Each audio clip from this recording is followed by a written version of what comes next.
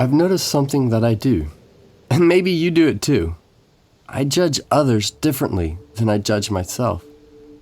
I will justify my own actions and condemn someone else for the exact same thing. For example, cutting in line. I can join my friends who are closer to the front, but when I see someone else do the same thing in front of me, I will become angry with them. This is called hypocrisy, and I think it's something that we all do. In fact, Jesus confronts this very attitude in the New Testament. Do you remember the guys called Pharisees? Well, one of them is named Simon. Now, Simon is a righteous man. He follows all the rules, and everyone respects him. Unfortunately, he becomes ill. Well, actually, he stumbles on a rock one day, and he breaks his arm.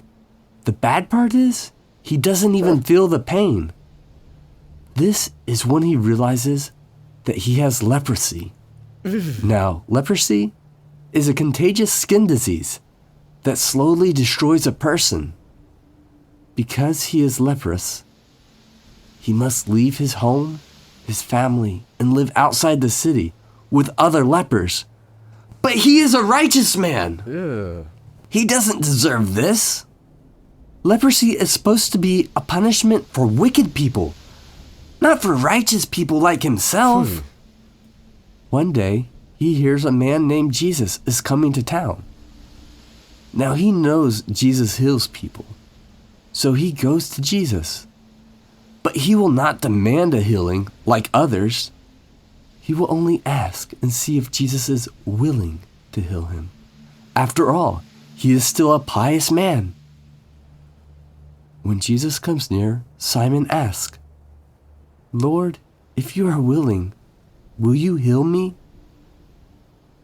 Jesus obviously knows how righteous Simon is because he answers, "I am willing. Go and show the priest that you are healed." Simon's leprosy is gone. He is healed. He returns to his house, his family, and friends. Once more, he hears that Jesus is in town, so he invites him to come and celebrate at his house. This way, Jesus can witness how pious Simon is, that he only hangs out with the most righteous of Pharisees. Jesus will know that he did the right thing by healing such a righteous man as himself. But something unexpected happens at Simon's dinner. A wicked, sinful woman shows up. Ugh. Doesn't she know whose house this is? Only holy people are welcome here. So Simon stands up to kick her out. Hey. But Jesus stops him. The woman then lets down her hair and bursts into tears. She takes out a beautiful jar of expensive perfume and breaks it over Jesus' feet. Doesn't Jesus know who she is? Just look at her. She isn't respectful. She's an emotional wreck. And she's so wasteful.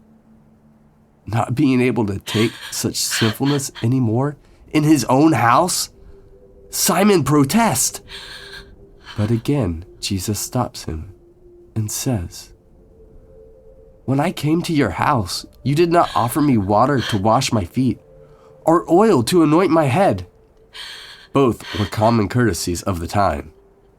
But this woman has washed my feet with her tears and anointed me with perfume. You are right. She has many sins, but they are all forgiven. She shows much love.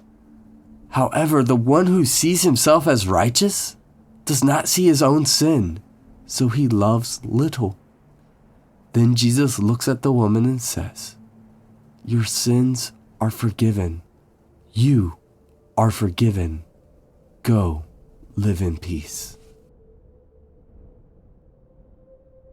Thank you for watching. Consider liking, subscribing, or sharing this video with a friend.